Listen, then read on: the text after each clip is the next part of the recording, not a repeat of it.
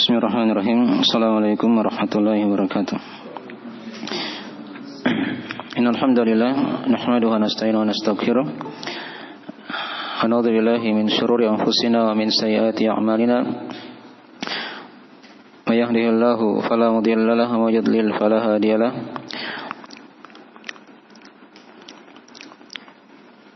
Asyhadu an la ilaha illallah wahdahu la syarika lahu. Wa asyhadu anna Muhammadan abduhu wa rasuluh sallallahu alaihi wa alihi washabbihi wa man tabi'ahum bi ihsan ila yaumiddin amma ba'd. Fa asdaqul hadithi kitabullah khairul hadi hadi Muhammadin sallallahu alaihi wa alihi wasallam. Wa syarrul umuri muhdatsatuha fa inna kulla muhdatsatin bid'ah wa kulla bid'atin dhalalah wa kulla dhalalatin finnar. Ma'asyiral ikhwani wa fatifillah zanillahu wa yakum rahimani wa rahimakumullah. Baik, pada malam hari ini kita akan lanjutkan dari membaca kitab Khulasah Ta'zimul Ilm, ringkasan dari Ta'zim al-Ilm, karya Syekh Saleh bin Abdullah Al-Utsaimin hafizahullah ta'ala. Tapi sudah kita lewati dari maqid yang pertama ya, dari prinsip yang pertama, yaitu apa yang pertama kemarin sudah diterangkan ya, tathhir i'a al-ilm, membersihkan bejana ilmu. Apa itu bejana ilmu? Hati ya. Baik. Cara membersihkannya bagaimana?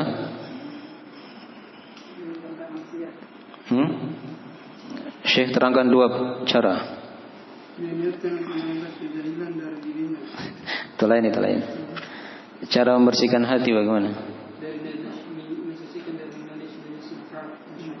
Ya, dua ya. Yang pertama mensucikannya dari apa? Najis syubhat, satu.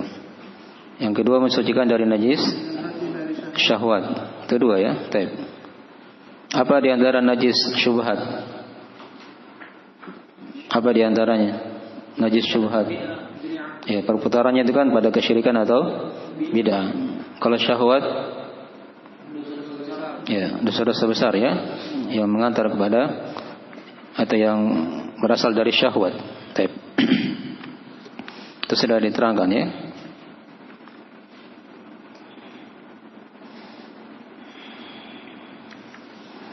Tapi apa dalil dari maqid yang pertama ini tentang mensucikan hati dari apa? Mensucikan hati agar hati itu mudah menerima ilmu agama. Apa dalilnya di antaranya? Surah Al-Mudaththir. Ada lafaz apa? Apa lafaz ayatnya?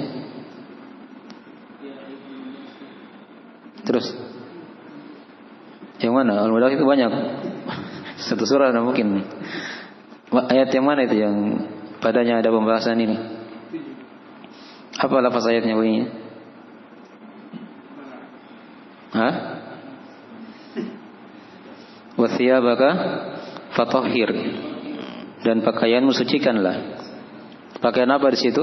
Menurut pendapat kebanyakan ulama, pakaian maknawi, iya. Hati, agama, amalan, gitu ya. Baik, walaupun ada yang menafsirkan dari penafsiran pakaian zahir ya yang kita lihat, tapi itu sedikit. Kebanyakan ulama menafsirkan dari pakaian batin. Baik. Apa hadis yang mendasari tentang masalah ini?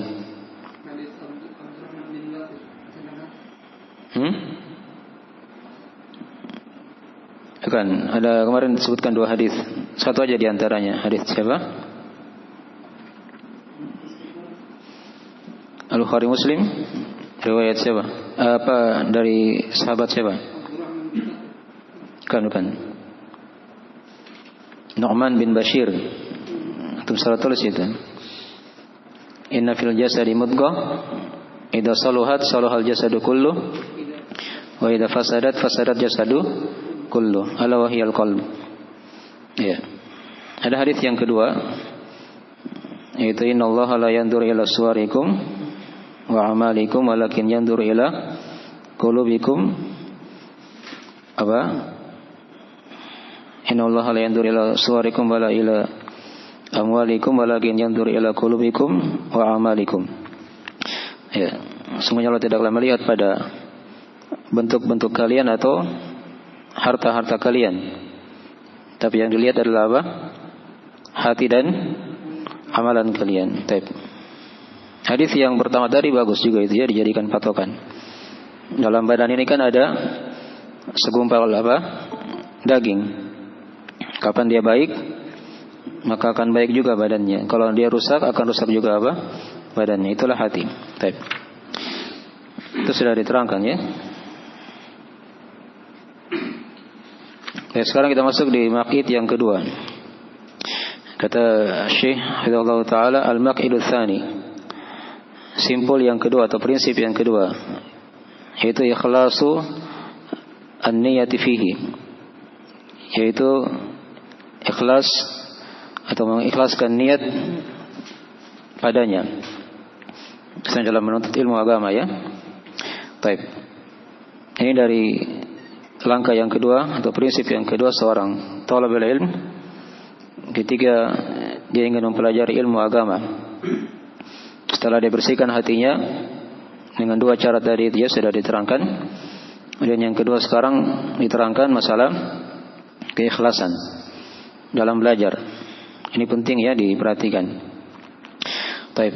Kita baca dari uraian beliau. Beliau akan terangkan di sini dari beberapa pembahasannya seputar ikhlas. Ya, apa dari maksud ikhlas itu?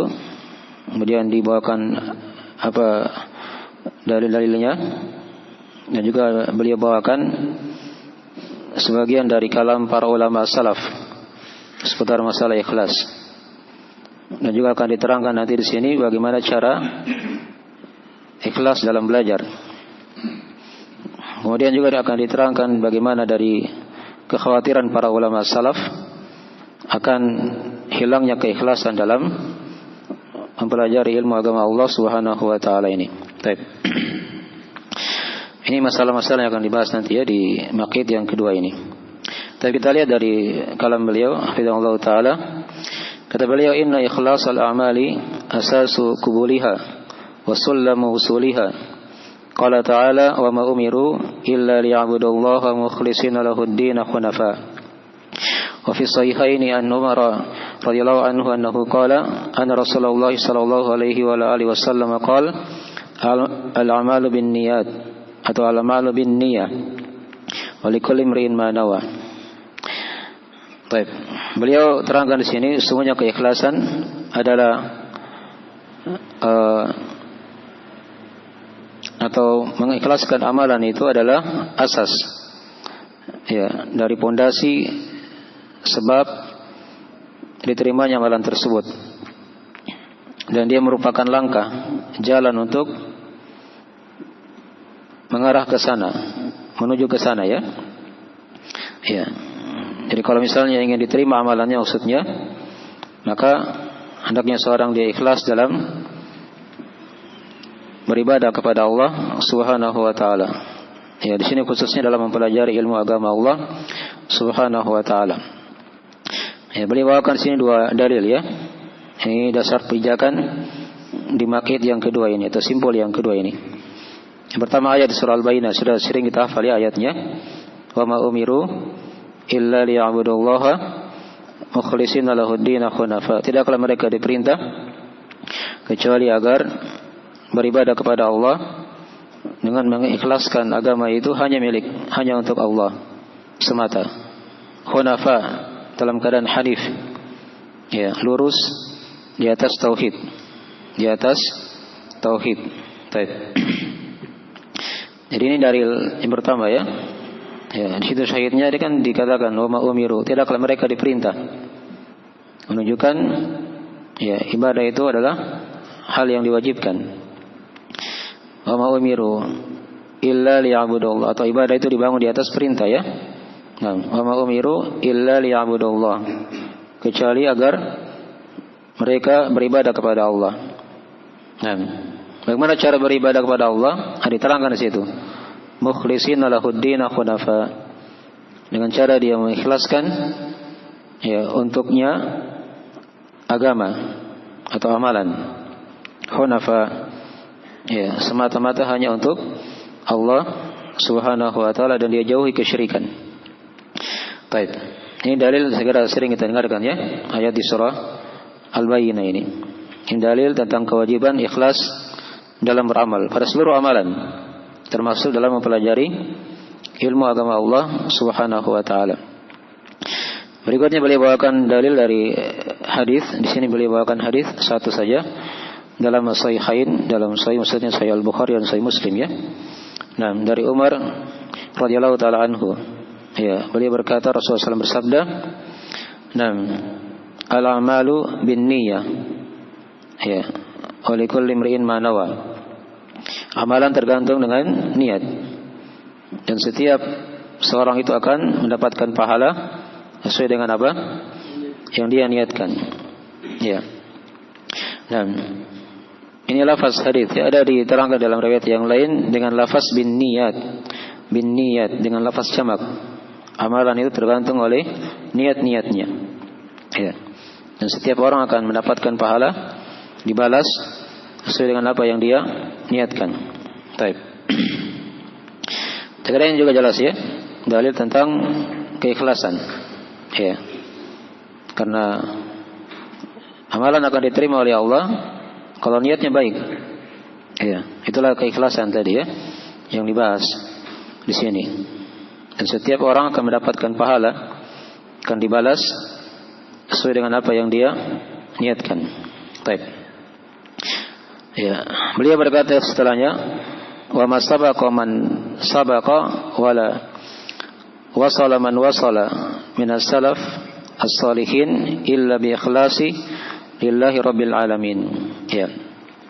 Tidaklah ada yang mendahului dari orang yang mendahului, dan tidaklah ada yang sampai dari orang yang sampai dari para salaf as-salihin, ya, dari para ulama salaf, illa bil ikhlasi lillahi rabbil alamin, kecuali dengan keikhlasan untuk Allah Rabb al-alamin. Ya, maksudnya mereka tidak akan mendapatkan situ dari keutamaan, ketinggian, ya, terdepan dalam agama, ya, kecuali kalau dia punya keikhlasan. Ya, coba diperhatikan ya, dari orang yang terbaik di umat ini setelah Nabi SAW, itu siapa? Siapa orang terbaik setelah Nabi? Abu Bakar As-Siddiq. Ya, itu dikatakan oleh para ulama, Abu Bakar itu tidaklah mendahului kalian dengan banyaknya salatnya, dengan banyaknya puasanya. Mungkin ada sebagian tabi'in atau tabi'in lebih banyak dari salat sunnahnya, dari puasa apa?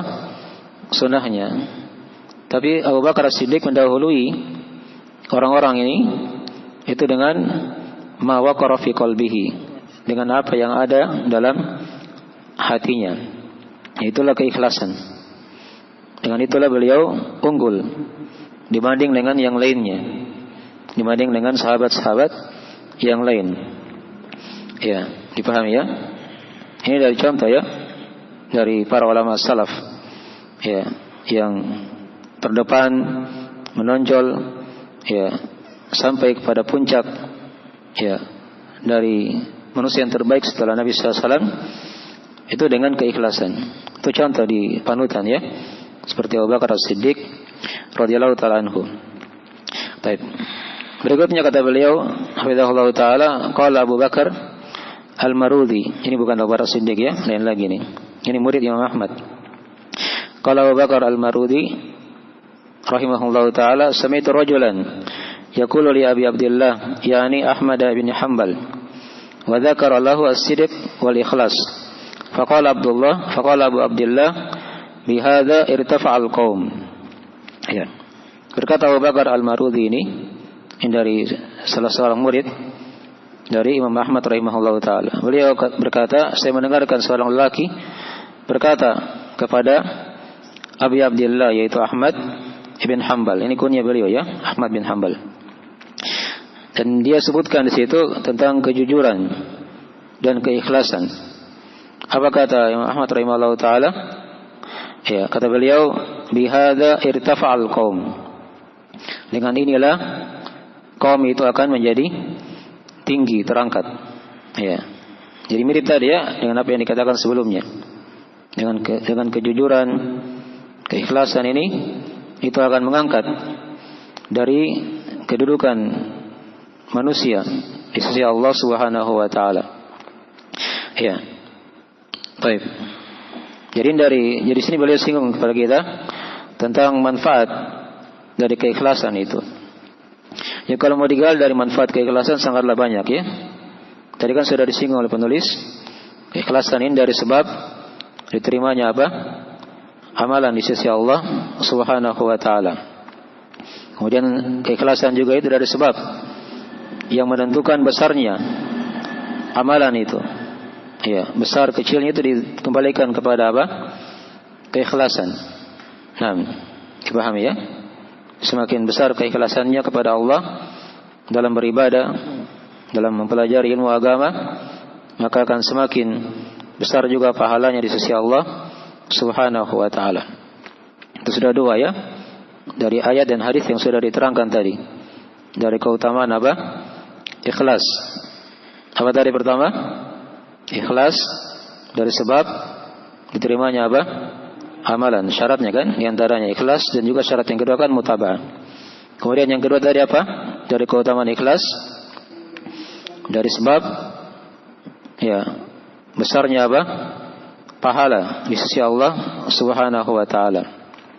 Kemudian tadi diterangkan tadi dari keutamaan yang ketiga dari ikhlas juga ini dari sebab-sebab yang dengannya itu akan mengangkat dari derajat seorang hamba di sisi Allah Subhanahu wa taala. Ya, banyak dari keikhlasan itu ya, dari manfaatnya kalau kita baca ayat dan hadis. Iblis itu tidak akan bisa untuk menyesatkan orang-orang yang ikhlas. Ya, dia pernah bersumpah di depan Allah Subhanahu wa taala. Ini diterangkan dalam Al-Qur'anul Karim. Ini rahasia dari kalau mau ingin selamat ya dari gangguan apa? Iblis. Dia berkata, qala fa bi izzatik la ughwiyannahum ajma'in illa ibadaka minhumul mukhlasin.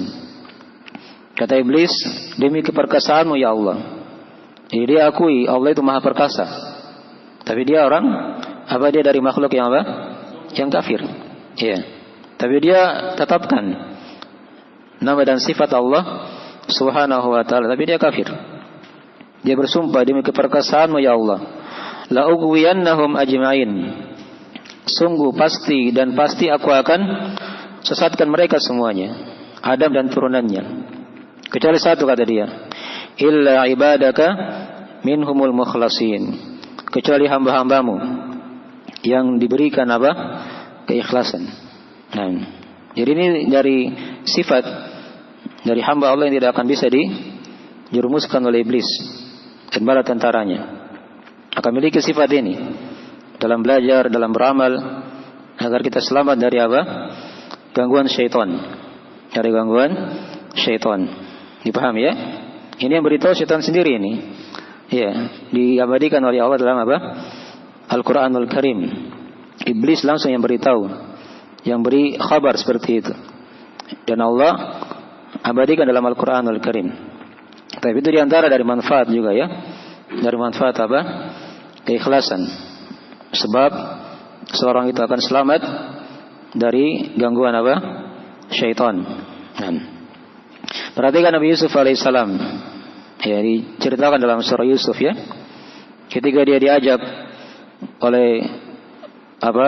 Istri raja itu kan berbuat fahisha, kekejian. Nah, beliau di situ diselamatkan oleh Allah Subhanahu wa taala. Itu dengan keikhlasan juga. Dengan keikhlasan. Disebutkan di situ dalam ayatnya di surah Yusuf ya. Mungkin dari sebab-sebab ya yang membuat seorang itu selamat dari gangguan syaitan dan tipu daya dari syaitan. Itu diantaranya adalah atau pokoknya kembali kepada apa? Keikhlasan. Baik. Jadi ini sudah dua masalah yang diterangkan di sini ya oleh beliau, hafizahullah taala. Dalil prinsip yang kedua ini. Kemudian tadi yang masalah yang kedua diterangkan tadi keutamaan apa? Ikhlas. Baik. Berikutnya beliau terangkan pembahasan yang lain lagi. Masih di makit yang kedua ya. Kata beliau, wa innama yanalul mar'ul ilma ala qadri ikhlasihi. Nah, sekarang beliau masuk di sini berbicara khusus masalah apa? Masalah ikhlas dalam belajar. Iya. Kata beliau, sesungguhnya seorang itu dia akan mendapatkan ilmu, dia akan meraih ilmu disesuaikan dengan apa? Dengan kadar keikhlasannya. Nah, disitulah dia akan dapatkan ilmu agama. Semakin besar dia ikhlaskan niatnya untuk Allah, maka akan semakin banyak ya dia akan dapatkan ilmu itu. Kalau sedikit juga niat ikhlasnya dalam belajar, sedikit juga dia akan dapatkan apa? Dapatkan ilmu. Jadi itu dikembalikan kepada kadar niatnya. Ini kan tadi dalilnya sudah kita terangkan tadi ya. Dikembalikan kepada hadis yang sudah kita baca tadi, wa innamal likulli imri'in ma nawa. Dan setiap orang itu akan mendapatkan sesuatu balasan, ganjaran sesuai dengan apa yang dia niatkan. Ya, dipahami ya? Baik. Berikutnya beliau katakan di sini, ya. Ini sekarang kita masuk di pembahasan tentang cara ikhlas dalam mempelajari ilmu agama Allah Subhanahu wa taala. Kata beliau, Allah taala wal ikhlasu fil ilmi yakumu ala arba'ati usulin. Biha tahaqqaqa niyatul ilmi lil muta'allim idza qasadaha. Ya, kata beliau Allah taala, keikhlasan dalam ilmu itu akan tegak dengan 4 usul, 4 pondasi. Ya, yang dengannya ini akan terhasilkan niat yang baik ya untuk orang-orang yang mempelajari ilmu agama jika dia maksudkan hal tersebut. Ya, ini masalah berikutnya ya. Ini masalah yang ketiga. Boleh terangkan kepada kita tentang masalah apa tadi? Cara ikhlaskan niat dalam belajar. Yang pertama kata beliau, al-awwal raf'ul jahli an nafsihi. Ya. Bi ta'rifiha ma 'alaiha. Min al-ubudiyati wa iqafiha ala maqasidi al-amri wan nahyi. Ini yang pertama. Yaitu dia mengangkat kejahilan dari dirinya. Ini niat yang kita niatkan dalam belajar. Apakah dia datang di majelis ilmu ya untuk mendengarkan ilmu agama atau dia yang mengajarkan ilmu tersebut, ya seluruhnya dia niatkan seperti itu untuk menghilangkan apa? Kejahilannya. Dengan cara dia mengenal apa-apa yang wajib dari ibadah-ibadah ya. Ya. Dan dia di situ berhenti pada maksud perintah dan larangan. Dia kenal perintah larangan juga seperti itu. Ini kalau dia jaga dari niat tersebut. Dia angkat kejahilan, kebodohan dari dirinya.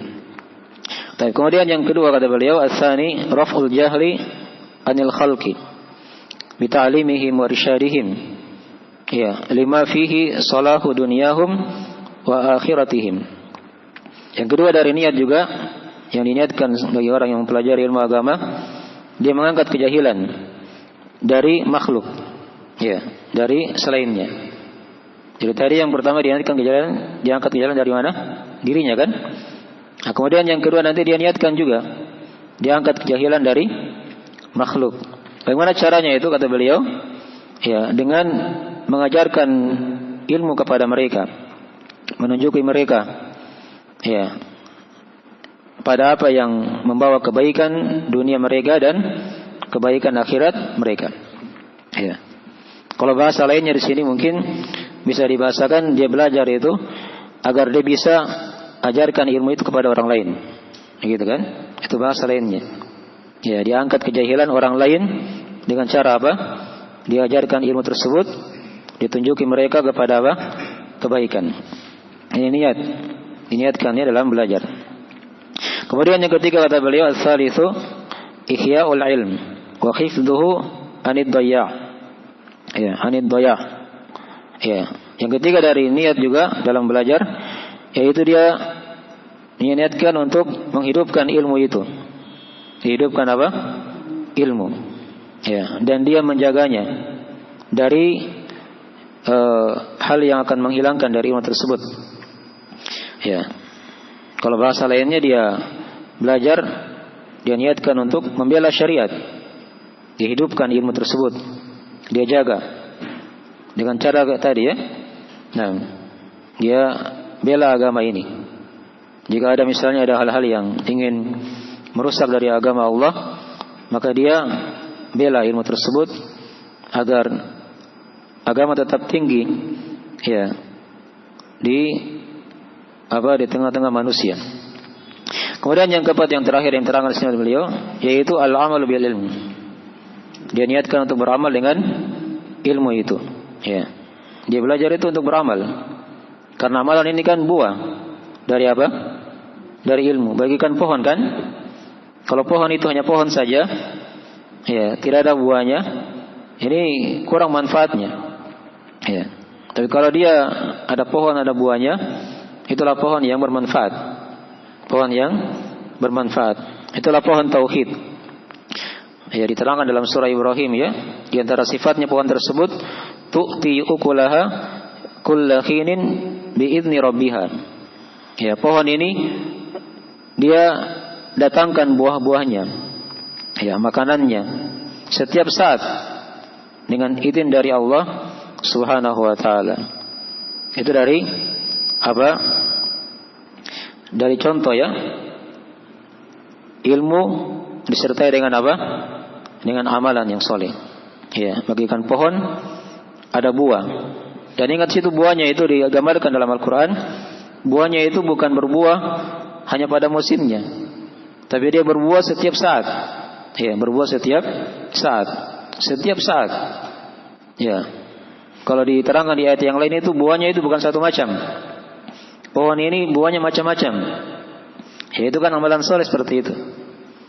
Mungkin kalau pohon di dunia kan kita lihat satu pohon kan satu apa? Satu macam buahnya kan? Ya. Tidak mungkin ada pohon durian yang tumbuh apa? Mangga. Tapi kalau durian saja. Ya. Tapi ini ada pohon uniknya, ini pohon ilmu ya. Ya.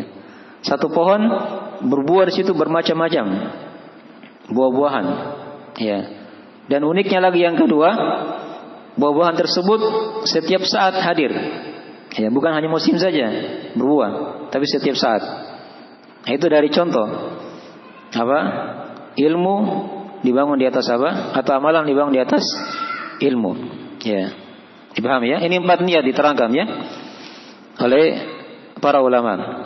Ya. Yang pertama tadi apa? Dia mengangkat kebodohan dari dirinya. Kemudian yang kedua apa? Ya. Dia mengangkat kejahilan dari manusia. Dia niatkan agar ilmu itu bisa ajarkan lagi kepada yang lain. Ya. Yang ketiga apa?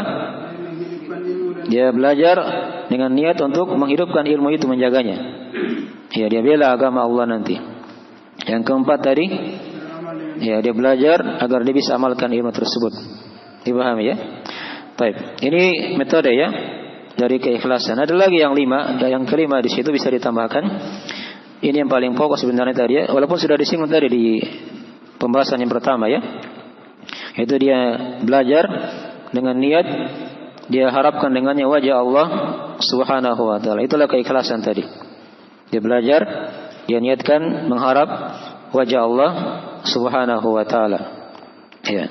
Dan di sini ingat, hati-hati ya dari godaan syaitan dalam belajar. Itu banyak sekali kadang trik-trik syaitan di sini memalingkan manusia dari belajar. Kadang ada orang belajar mungkin niatnya bercampur. Atau mungkin dia belum pernah belajar cara niat yang baik. Ya, macam-macam niatnya di dalam hatinya kadang dalam mempelajari ilmu agama. Mungkin dia belajar supaya dia bisa nanti tinggi di depan manusia. Ini salah ya. Ini berbahaya nanti. Ya. Atau dia belajar dia dapatkan dunia di belakangnya. Ya, dari harta, pangkat, jabatan atau wanita.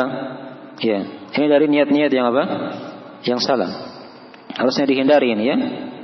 Ya, ada hadis dalam masalah ini dan juga ada ayat dalam Al-Qur'an Al-Karim diancam orang-orang yang meniatkan selain Allah ketika beramal amalan yang saleh.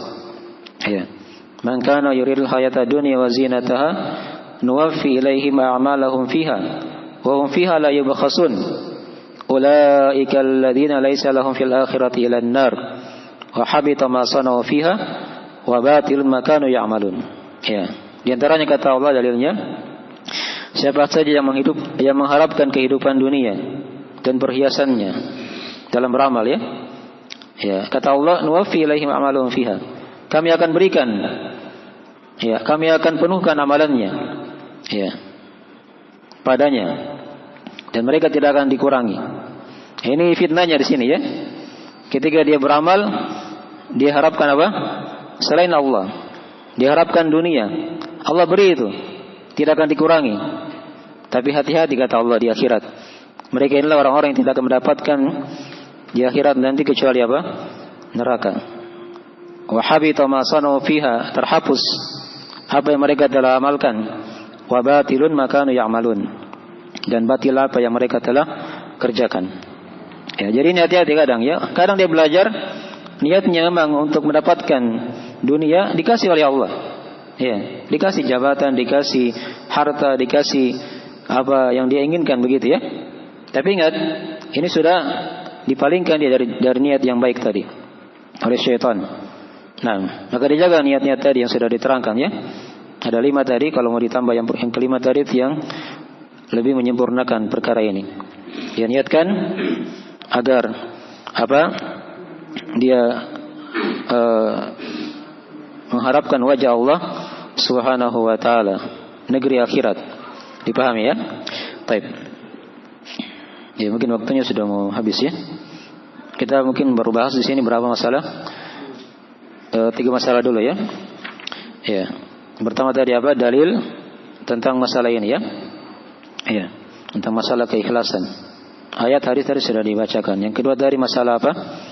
Keutamaan ikhlas. Yang ketiga tadi sudah diterangkan bagaimana cara apa? Ikhlas dalam mempelajari ilmu agama Allah Subhanahu wa taala. Baik. Mungkin segera itu dulu ya. Mungkin nanti kita selesaikan pembahasan berikutnya ini. Masih ada dari poin-poin ya keikhlasan. Tapi kalau kita baca ini mungkin waktunya sudah cukup. Ya, masih ada masalah yang lain dari pembahasan ini ya. Itu dulu mungkin 3 dulu yang pokok yang kita harus jaga dalam masalah ini. Tapi silakan kalau ada yang kurang dipahami ditanyakan.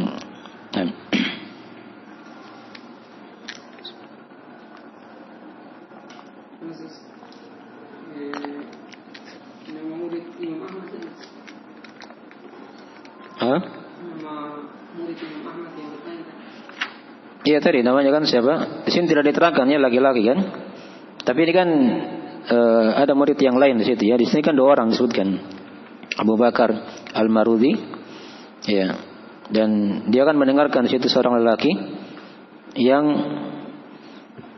berkata kepada Imam Ahmad ya tentang masalah kejujuran dan keikhlasan. Ya.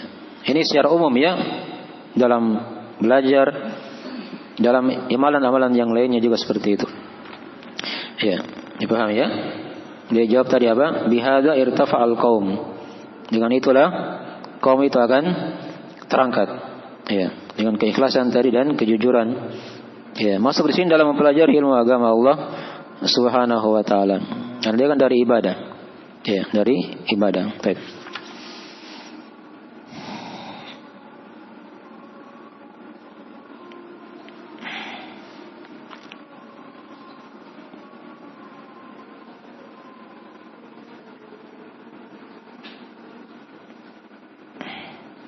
Ya, nanti masalah terakhir kita akan selesaikan ya. Ini tentang masalah kekhawatiran para ulama salaf dalam masalah keikhlasan ini ya. Mereka khawatir. Ya. Kekhawatiran itu senantiasa ada. Jadi jangan orang itu ketika dia sudah kenal sunnah misalnya, dia yakin amalannya diterima. Jangan seperti itu ya. Itu dari tipu daya syaitan. Ya. Seorang itu dia hendaknya khawatir. Ya. Ya khawatir, jangan terlalu, kalau bahasa kita apa? Percaya diri begitu ya. Diterima amalannya, enggak seperti itu ya. Para ulama itu mereka khawatir. Ya. Mereka telah melakukan amalan soleh.